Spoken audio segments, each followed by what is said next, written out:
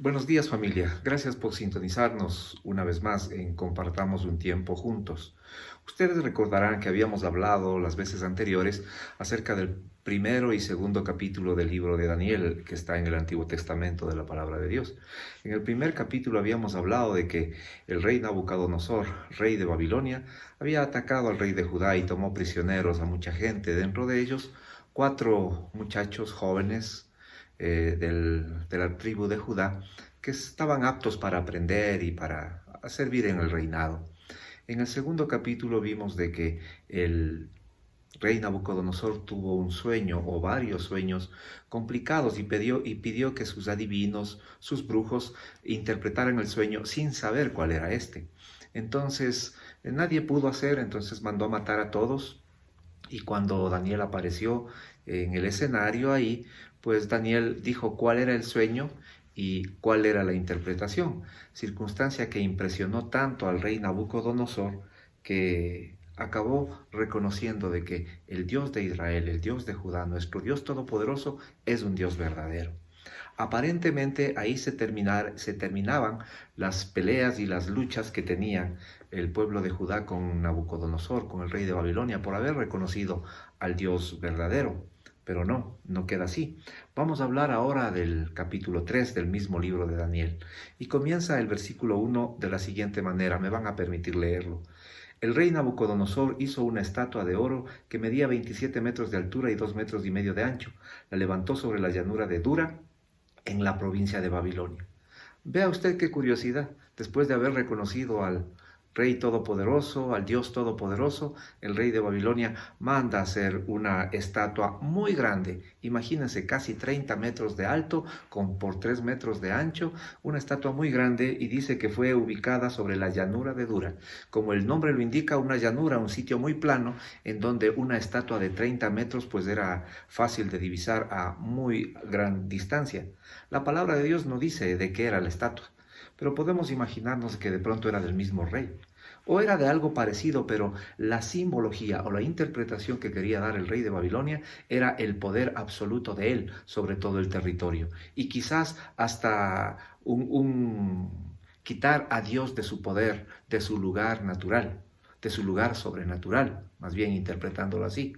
Pues quería sobrepasar el poder de Dios, quería sobrepasar la autoridad de Dios. El versículo 2 dice: luego envió mensajes a los altos funcionarios, autoridades, gobernadores, asesores, tesoreros, jueces y magistrados, y a todos los funcionarios provinciales para que asistieran a la dedicación de esta estatua que había levantado. Imagínese usted, obviamente, hizo la estatua, quería que él promocionarse frente a todo el reinado, y por eso llamó a todas las autoridades. Y no se queda ahí el texto, sino que llama también a muchos grupos musicales para que canten alabanzas a él, a la dedicación de esa estatua que era la representación del poder absoluto del rey Nabucodonosor. De modo que todas las autoridades fueron y se pusieron ante la estatua y dando honores al rey Nabucodonosor. Y además da la orden que cuando toquen la flauta, que cuando toquen los tambores, cuando toquen todos los instrumentos musicales, todas las personas del reino tenían que inclinarse y rendir reverencia y culto a esta estatua de oro, a propósito era de oro, que construyó el rey Nabucodonosor. Miren cuánta ignorancia, diría yo, ignorar el poder sobrenatural de Dios. ¿Por qué el rey Nabucodonosor, después de haber reconocido que el Dios Todopoderoso, el Dios de Judá, el Dios de Israel, tenía todo el poder, después de haber revelado los sueños a Daniel, hace esto? Pues tenía competencia, no quería perder su popularidad, quería quizás, reconoció al Dios Todopoderoso de los dientes para afuera y no tuvo en su corazón el convencimiento firme. Muchos de nosotros diremos quizás, qué barbaridad, miren cómo fue posible hacer eso. Pero yo pregunto ahora, quizás tú o quizás yo o muchas de las personas por desconocimiento o quizás por retar el poder de Dios, nosotros también nos hacemos símbolos muy grandes o quizás ponemos estatuas muy grandes que de pronto no son físicas, pero pueden ser espirituales. De pronto la estatua dinero, de pronto la estatua trabajo, de pronto la estatua COVID. Puede ser una, en donde retamos a Dios y creemos más en las circunstancias que en el poder divino de nuestro Creador. Continúo la historia y quiero leer la siguiente parte.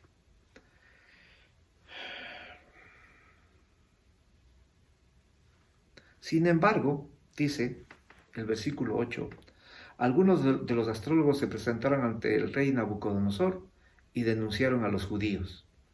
¿Qué querían denunciar estos astrólogos? Pues que habían personas que no se inclinaban cuando los instrumentos musicales sonaban.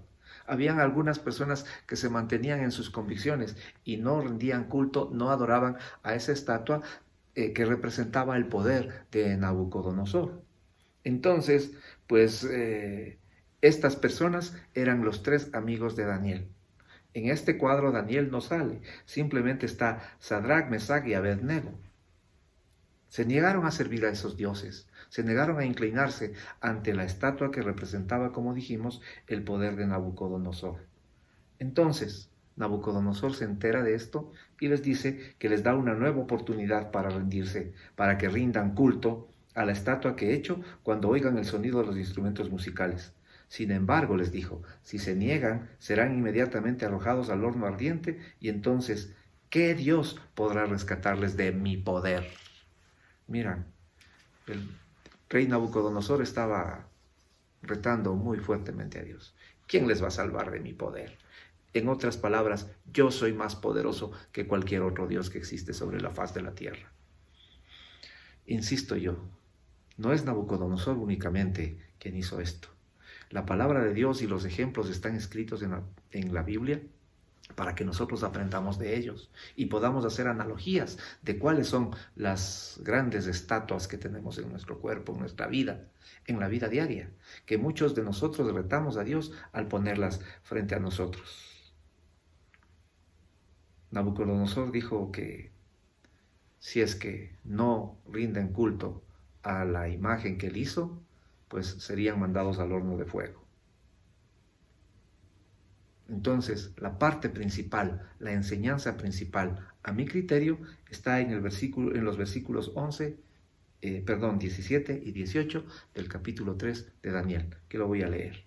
Versículo 17 dice, si nos arrojan al horno ardiente, están hablando los tres amigos de Daniel, si nos arrojan al horno ardiente, el Dios a quien servimos es capaz de salvarnos.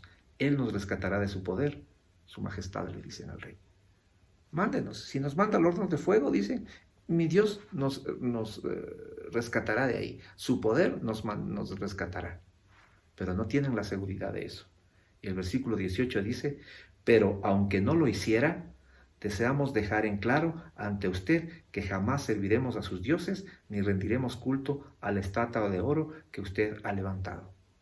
¿Qué enseñanza quiero indicar acá que he aprendido personalmente? No se trata de tener la seguridad de que Dios nos salvará de alguna circunstancia. Si Dios lo quiere, lo hará y puede hacerlo. Estamos seguros de eso. Pero de pronto en la voluntad de Dios puede estar que no. La convicción de ellos fue no rendir culto a dioses falsos. La convicción de él, y me voy a permitir repetir,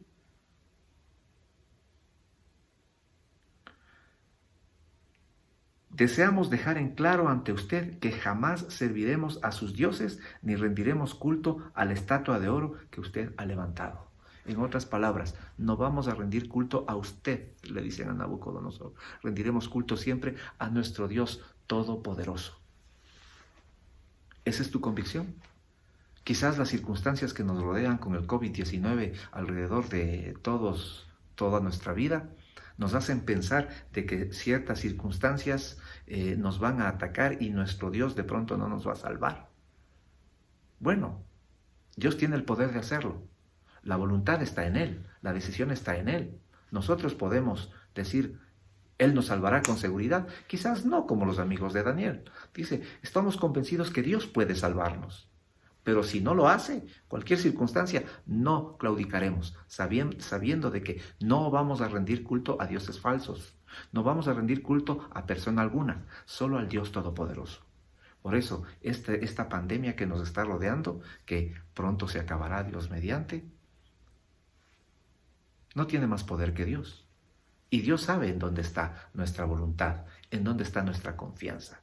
Por eso pregunto, ¿tu confianza ¿En dónde está? ¿En quién está? Tú sabes el desenlace. Dijo que calienten el horno de fuego 10 veces más. Les puso en el horno de fuego, pidió a sus soldados que les llevaran atados a los 3 muchachos, le metieran al horno de fuego, y dice la historia que estaba tan caliente que hasta los que le metían se murieron del calor que salía de la puerta. Entraron a la puerta, entraron al horno, fueron lanzados en el horno, y de pronto el rey vio en la puerta y vio a 4 personas. No estaban 3, estaban a 4 personas. Y el cuarto dice que era como un dios, como un hijo de los dioses, como un ángel, así dicen varias versiones. Y de pronto les llama, vengan. Salen caminando, no se les había quemado ni un solo cabello, dice. Y nuevamente el rey reconoce lo siguiente. Versículo 28. Entonces Nabucodonosor dijo, alabado sea el Dios de Sadrach, Mesach y Abednego, de los 3 muchachos, que no rindieron culto a la estatua. Envió a su ángel para rescatar a sus siervos que confiaron en él. Desafiaron el mandato del rey y estuvieron dispuestos a morir en lugar de servir o rendir culto a otro Dios que no fuera su propio Dios. ¿Estás tú dispuesto a servir a Dios hasta el precio de muerte? ¿Estás tú dispuesto a servir a Dios a pesar de todo? Tú sabes, si es que pones tu confianza en el Señor, si tu corazón está al servicio del Señor y creyendo y confiando en Él, Él hará obras sobrenaturales. Pero si tu confianza está en las circunstancias y crees que tus ojos naturales lo saben todo, estás equivocado. Dios tiene el poder para salvarnos. Dios tiene el poder para bendecirnos.